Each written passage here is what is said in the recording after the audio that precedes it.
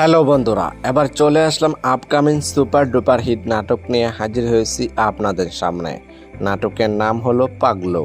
নাটকটি পরিচালনা করেছেন সালমান রহমান খান। এই নাটকটিতে অভিনয় করবেন আপনার আমার জনপ্রিয় জুটি মোশাররফ করিম এবং অভিনেত্রী সাফা কবির। মোশাররফ করিম নাটক মানে বিনোদন, হাসি ঠাট্টা এবং রোমান্টিক নাটক করে থাকেন। তিনি এরকম কাণ্ড করে থাকেন যা মানুষকে হাসাতে বাধ্য করে। মোশাররফ করিমের নাটক কে কে দেখেন আমাদেরকে কমেন্ট করে জানিয়ে দিবেন।